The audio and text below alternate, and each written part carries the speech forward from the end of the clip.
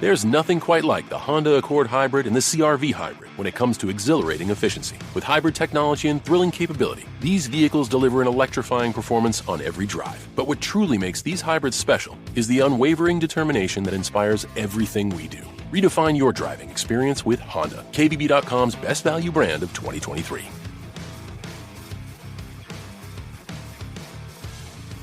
Based on 2023 brand image awards from Kelley Blue Book, visit KBB.com for more information.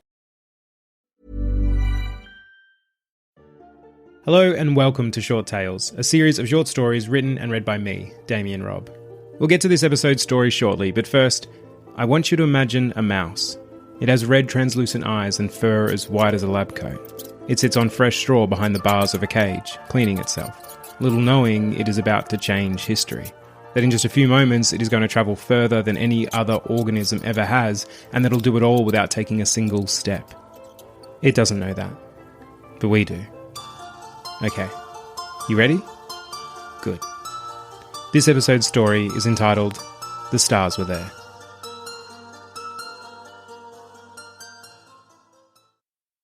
The stars were there the night she was born. They shined above the highway as her dad searched frantically in the trunk of the car for a picnic blanket he was sure had been floating around back there since the summer before, and her mum laughed from the backseat of the car with just a tinge of hysteria in her voice as she repeatedly said, "She must be a keen one, just can't wait to meet us." The stars watched as in the field beside the highway she entered the world, red and wrinkly and perfect, on the old tartan picnic blanket. They heard as she let out her first cries, which were loud and high-pitched, and her dad whispered to her mum what a great job she'd done, how proud he was, and how they'd be telling this story for years to come, and her mum just laughed and sobbed, relieved and happy. On that night, the stars were there. The stars were there when the thought first formed itself. They looked down at her as she looked back at them and thought about what she wanted to do with her life. A young age to be making that kind of decision, but then she had already proven herself not to be the usual 6-year-old. It was the presence of the stars that sparked the thought, the one that would change the world. As she looked at their bright, burning bodies, it came upon her that if she stared at a single star for long enough, it would disappear, only to then reappear if she turned her gaze ever so slightly to the side.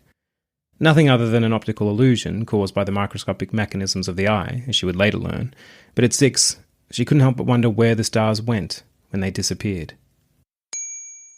The stars were there when her parents took her out to celebrate. It was a clear summer night. The family took a table outdoors, ordered food, and raised a glass to toast her many achievements. Doctorate degrees in theoretical physics and astronomy, the publishing of her first scientific paper, the existence and breaching of alternate universes, and the multitude of grants she received off the back of that paper. They clinked to their glasses and sipped. The wine ran down her throat, making her feel giddy and warm. She may have been only 15, but her mum had said she was allowed the drink because it was such a special occasion, because they had so much to celebrate. Her father made a toast, and they clinked glasses again. The crystalline sound waves travelled out and away from them, out towards the stars. The stars were there the day she first breached the divide. They hung in space, unseen behind the light of the sun and the walls of the building, as she stood, surrounded by grad students, most older than her, all dressed in gowns of white. They burned light years away as she turned on the machine. A mouse, dressed in its own coat of white, looked at her with eyes as red as a sunset and gave a twitch of its whiskers. She smiled at it, hopeful, and pressed the spacebar. The machine known colloquially throughout the lab as the WHB, or wormhole box, hummed gently as it drew in power. A lot of power. So much power that the humming turned to a drumming vibration. The mouse in his cage shook, and the little animal ran to hide, but it had nowhere to go. The machine sounded a ding, like a microwave announcing the popcorn was ready, and the mouse was gone. The machine's humming slowed, then stopped, until a charged silence filled the room. Then the scientists began to cheer. She didn't. She knew the job was only half done. The stars were there the day it all went wrong. In the years since that first breach, more mice had been sent through the WHB, which was now onto its 12th model. Hundreds of mice had heard the hum, then the shake. Each time she'd been the one to press the spacebar, and each time they'd run to hide, and each time it had done little to keep them in this universe. Now she knew how to bring them back. The stars, once more hidden behind a blanket of sunlight and atmosphere, were nevertheless where they had always been as she approached the lectern. She looked out at the crowded theatre, at the representatives of the government agencies and independent research organisations, all the people who had provided her with money and equipment and support over the years. She looked at the cameras, where she knew people from all over the globe watched her on their laptops and tablets and phones. She looked to her parents, smiling in the front row. She introduced herself, although there were few who didn't know her name, and told them what they were there to see. The chimp was brought out. It climbed into her arms, and she laughed as it kissed her on the cheek, and the world laughed with her. With gentle hands, she placed the humanoid animal into the exterior chamber of the WHB, stroked its head and wished it luck. She pressed the spacebar, and the machine began to hum. It continued to hum until it met an error in the machine's programming. A section of code that should have contained a decimal instead contained a comma. A simple mistake, and one which caused the machine to draw an energy like a black hole drawing in gravity. The machine was well made, and did what it was commanded to do. The stars were there when the world disappeared. The stars were there when the Earth came back. One moment their rays of light passed effortlessly through the dark of the universe, the next they were rebounding back off the face of the world. For 21 days the stars had been alone, 21 days for her to rework the math, rewrite the code and use the WHB to bring them all back. At first, people hadn't believed. Then they saw that the stars were wrong. Then there had been panic. Days were shorter, nights longer, and without a moon the seas were eerily still. Energy remained, but with the satellites left behind, communication had been lost. 21 days of fear and quiet and waiting. Now they were back, and the rebuilding was already well underway. Soon they'll be reminiscing about the time the Earth had become the largest transport vessel in existence. The 3 weeks they'd spent in an alternate universe. A story to tell the grandkids. She looked at the stars, all in their usual places, and breathed a sigh of relief, ignorant to the fact that something had returned with them. The stars were there when the entity was first discovered. The spore, native to that other universe, had adhered itself to the ground in the middle of some rarely visited bushland in Western Australia. There it had grown, its tendrils rushing through the rich soil like a swarm of eels through water, spreading further and further. Then it sprouted. Giant strings of fungus burst from the ground for miles in every direction from where the spore had first landed. Heavy fruit quickly grew from the strings, then burst, letting out a sea of spores to be taken by the wind. The owner of the land saw the white and spindly stalks on the horizon just as the first stars were appearing in the sky. News vans rushed to the site to be the first to capture the alien entity. They needn't have bothered. By the morning, the spores had spread and sprouted across most of the state. The stars were there when the fight began. Under their light, she watched the footage on her phone. The alien flora tearing through the country had already started appearing in other parts of the globe. She didn't need to guess where it had come from. She put out a call to the best and brightest from every field, and they'd come through satellite beams and fibre-optic cables to help her form the plan of attack. She talked with them throughout the night as the stars twinkled above. They spoke of plant physiology and structure, ecology and genetics, life cycles and distribution models. They talked, and she'd listened, collating it all. Then she spoke. She told each party what she wanted them to do, where to marshal their attack, how to lay the specific type of defensive groundwork, what types of new bioweaponry to create. For herself, she got on a plane and headed to where it all started. She wanted to meet the enemy head-on. The stars were there when she lost all hope. She wept under their distant light with no idea what to do next for the first time in her life. It had taken only weeks for the fungus to cripple the planet. Its feather-light spores had ridden slipstreams across oceans, finding their way to every part of the globe. At each point, the fungus had spread and sucked the land dry. Its growth rate was unheard of. It was growing still. As it grew, it destroyed. It absorbed every drop of water, every mineral, every scrap of unwary life. The native flora either shriveled away to nothing or simply smothered under the weight of the fungal growth.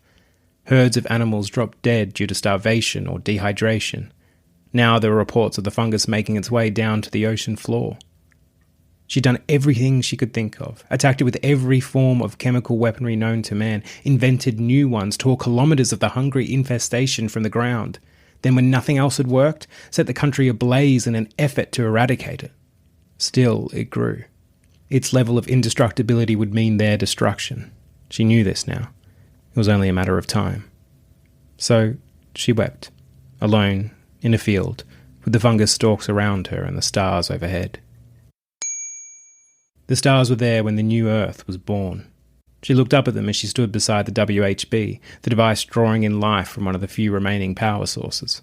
She hadn't slept for days. She'd been coding non-stop since the answer had come to her, rewriting the settings so the WHB would only transport matter from within a very specific set of parameters.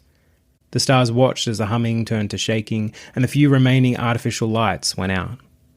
She looked at the stars, taking them in for the very last time. The machine dinged, and a new Earth was born, green and lush and perfect. Technically, it wasn't a new Earth at all, simply an alternate one. But it was new to her, and to the rest of the previous Earth's inhabitants who she'd brought with her. Through the new starlight she saw a flock of birds cross the sky. An insect buzzed by her ear. Good signs. They'd have to rebuild everything. Start again from nothing. But that was tomorrow's problem. For now she fell to the ground, laughed and sobbed, relieved and happy. On that night, the stars were there. Thanks for listening to this month's short tale. I hope you enjoyed it. Now, to finish this episode off, I thought I'd give you a rundown as to how this podcast will work, as well as a bit of background on where the idea for this story came from and any challenges I faced while writing it. If that feels too self-indulgent for your taste, fair enough. But if that sounds like your kind of thing, then listen on. Ready to pop the question? The jewelers at BlueNile.com have got sparkle down to a science with beautiful lab-grown diamonds worthy of your most brilliant moments. Their lab-grown diamonds are independently graded and guaranteed identical to natural diamonds, and they're ready to ship to your door. Go to BlueNile.com and use promo code WELCOME to get $50 off your purchase of $500 or more. That's code WELCOME at BlueNile.com for $50 off. BlueNile.com.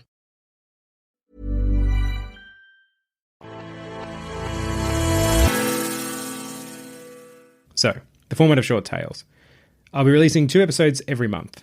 The first will be a story written by me that I'll release at the start of every month, and the second will either be a chat with one of my writing buddies, or a story from a guest writer, or just any other idea that I think is cool or interesting and relates to story and writing.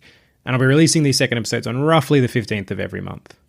Next, the story afterthoughts. Personally, I love hearing the background behind stories. I like knowing where the ideas came from, how the writers built in all the different parts, if there was anything unique about the experience of writing that story, what their process was, and just where they were in their life when they wrote it. And I think that there's a real benefit for other writers in sharing those details. So hopefully you do too. For this story, it really came alive in the redrafting, of which it needed a lot. Unsurprisingly, I started with the line, "The stars were there." I didn't know the story that would build from it or the character that would end up driving it, but I had that line and I liked the sound of it, and so I went from there.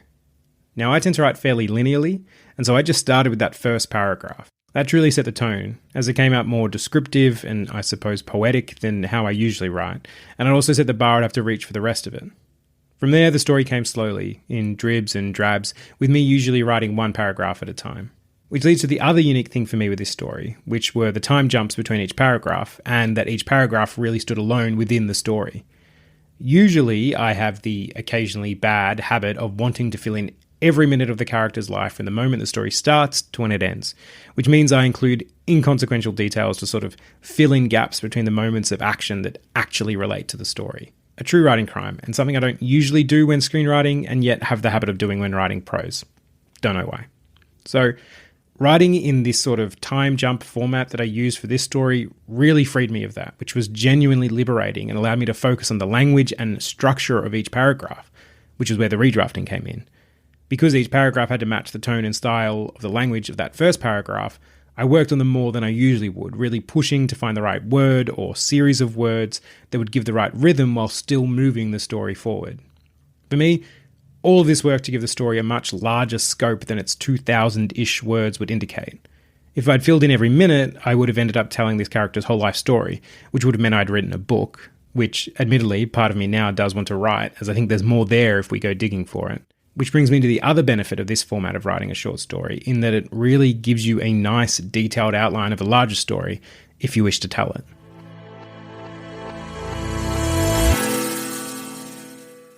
Alright, those are all my thoughts. But if you have any that you'd like to share, please do. You can write to me at shorttales.podcast@gmail.com, or you can find me on Twitter at middaypajamas.